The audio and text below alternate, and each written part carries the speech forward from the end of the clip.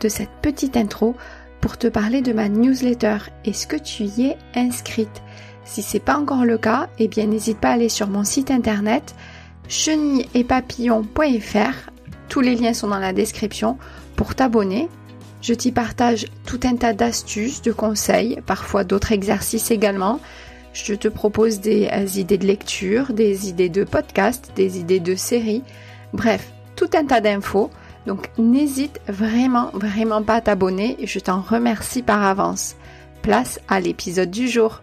Coucou, je suis Alexandra de Chenille et Papillons, un podcast pour toutes les célibataires heureuses ou qui souhaitent le devenir. Si tu es maman solo ou pas, si tu te sens seule, si tu n'es pas vraiment heureuse, si tu es souvent dans l'attente, eh bien j'ai envie de t'aider à changer tout ça. En te reboostant et en te donnant le sourire principalement, mais pas que. Alors si tu souhaites réussir à apprivoiser cette solitude, parfois subie et souvent pesante, si tu veux devenir toi aussi une célibataire heureuse et épanouie, alors tu es au bon endroit. Mon premier conseil sera donc celui-ci. Je te propose de prendre quelques minutes pour prendre soin de toi en te posant confortablement pour écouter ce nouvel épisode. Bonne écoute! Coucou, eh bien comment vas-tu aujourd'hui? Peut-être es-tu déjà en vacances? En tout cas, j'espère que tu profites de cet été qui est peut-être un petit peu automnal. Alors moi qui aime le chaud, c'est un peu raté. Bref, je te promets, on va pas parler météo pour cet épisode. Non, au contraire, cet épisode aujourd'hui va être plutôt bref et concis. En fait, j'ai écrit, enregistré et monté l'épisode seulement hier. Donc franchement, j'avais pas spécialement envie d'y passer la journée. J'ai donc fait du recyclage. Effectivement, en ce mois d'août, le rythme ralentit un peu. J'imagine que le rythme est plus cool pour toi aussi. Ici, c'est calme. Ma formation ne reprend que fin septembre. Les séances de coaching s'espacent également un petit peu. Et même si je reste cet été chez moi, que je bouge pas, j'avais pas forcément trop envie de bosser et j'ai donc opté, comme je te l'ai dit, pour la facilité et le recyclage. J'ai donc pioché dans un épisode que j'ai déjà fait. C'est l'épisode 2, on y reviendra. Et en fait, j'ai voulu te proposer un exercice, ça me semblait être une bonne idée, surtout que durant cette période, je pense que tu peux enfin prendre un peu de temps pour toi, en tout cas j'imagine, surtout si ton ou tes enfants sont chez leur père ou chez leurs grands-parents. Donc l'exercice du jour, comme je te le disais, je te l'ai partagé dans l'épisode 2, c'était les 7 étapes du deuil amoureux. Ça va consister à faire une lettre à ton ex. Alors non, ce n'est pas pour le récupérer. Si c'est ce que tu recherches, tu n'es hélas pas au bon endroit, mais sur internet tu trouveras de nombreux sites qui t'aident, qui te guident pour le faire. Moi je fais plutôt partie des gens qui ne croient pas vraiment à la réussite de récupérer un ex de manière générale. Il me semble que lorsque tu en arrives là, en tout cas à la rupture, c'est que j'imagine vous avez fait le nécessaire pour sauver votre couple. Mais parfois, je dois avouer, c'est possible. Et oui, j'ai une amie qui, après s'être séparée durant 4 ans, s'est remise avec le père de ses enfants, et ils sont toujours ensemble aujourd'hui, et a priori, je vis pas avec, mais a priori, ça roule plutôt pas mal. Donc comme quoi, il y a toujours des exceptions, et heureusement, j'ai envie de te dire. En tout cas, je me note là de suite de lui proposer de faire un témoignage, je pense que ça pourrait franchement être intéressant.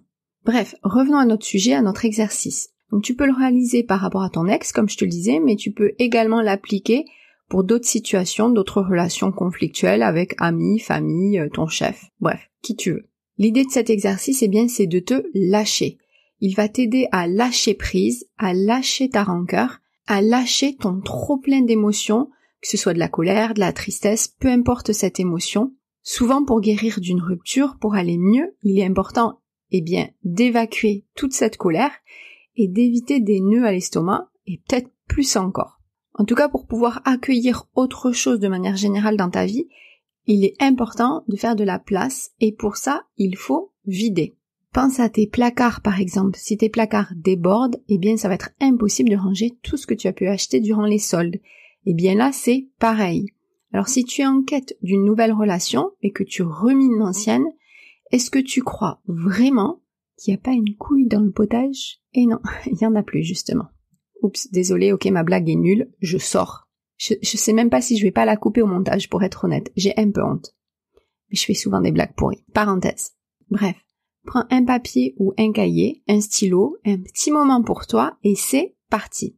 Alors commence par prendre une bonne respiration. Et vas-y, vide ton sac, lâche-toi. Écris tout ce que tu aurais eu envie de dire à ton ex, tout ce que tu n'as jamais pu lui dire. Ne t'arrête pas, ne te préoccupe pas de l'orthographe, c'est vraiment ton cœur qui parle, sans aucun filtre. Cette lettre n'est que pour toi. L'idée n'est pas du tout de lui envoyer, alors n'aie pas peur de le blesser. Et si à un moment tu ressens le besoin de pleurer, vas-y. C'est que cela doit sortir. Et s'il n'y a pas de pleurs, c'est ok aussi. N'hésite pas à mettre pause à l'épisode et à prendre ce temps pour le faire. Une fois que c'est fait, soit tu brûles la lettre, soit tu la jettes, soit tu la déchires, mais sincèrement, évite vraiment de garder cette lettre avec toi. Alors maintenant que c'est fait, maintenant que tu as terminé, ou une fois que tu auras terminé l'exercice, pose-toi et écoute, observe-toi, observe tes ressentis. Comment tu te sens? Est-ce que tu es soulagé? Alors si c'est le cas, j'en suis ravie, mais peut-être éprouveras-tu le besoin de refaire l'exercice et parfois il faut le faire 1 fois, 2 fois, 10 fois, peu importe. Fais-le autant de fois que tu en as besoin. Normalement, tu dois quand même ressentir un mieux-être et, on va dire, te sentir un petit peu plus légère. En tout cas, souviens-toi que si par contre, tu te sens vraiment très très mal, que tu ne parviens pas du tout à remonter la pente de ta séparation, de ton divorce, que tu éprouves un mal-être vraiment important, eh bien, je te conseille de vraiment te rapprocher d'un psy ou d'une thérapeute. Ça te fera le plus grand bien. Parfois, on a besoin d'être accompagné et il n'y a pas de mal à ça. Je te propose de retrouver cet exercice dans la boîte à outils de mon site internet www.chenille-et-du6 papillon.fr. Et en t'abonnant à ma newsletter, je te partage 1 fois par mois d'autres astuces, conseils, des idées de podcast à écouter par exemple. Et ça y est, elle est enfin lancée et j'en suis à la 2e newsletter. Donc n'hésite vraiment pas à t'abonner. En tout cas, je te remercie d'avoir pris le temps de m'écouter jusqu'au bout. J'espère t'avoir aidé, que tes émotions sont sorties pour laisser un peu plus de place à de l'apaisement. N'hésite pas à me faire ton retour sur Insta ou Facebook, ça me permettra de voir si l'exercice est utile ou pas. Et la semaine prochaine, je te propose d'écouter Juliette du podcast Terres Intimes. J'ai eu le plaisir d'être interviewée, mais j'ai également eu le plaisir de faire son interview et on va parler cercle de femmes, sonothérapie, quelque chose que je ne connaissais pas trop et grâce à elle, j'en ai appris beaucoup et j'espère que tu en apprendras beaucoup également. Merci d'avoir pris le temps d'écouter jusqu'au bout l'épisode. J'espère que cela t'a plu, t'a aidé et peut-être même reboosté. Si c'est le cas, alors n'hésite pas à soutenir le podcast en t'abonnant pour ne rater aucun épisode et en mettant 5 étoiles car cela va me rebooster à mon tour pour continuer et te proposer d'autres épisodes. Et si tu penses que cela peut aider d'autres personnes, eh bien n'hésite pas à le partager autour de toi. Tu peux me retrouver également sur les réseaux sociaux, Insta, Facebook. Si tu le souhaites, tu peux t'abonner à la newsletter également pour recevoir régulièrement des infos, des astuces pour mieux gérer ton célibat au quotidien et continuer ta quête du bonheur et devenir une célibataire heureuse et épanouie. Tous les liens et infos sont dans la description. Je te dis à très vite pour un nouvel épisode. À bientôt!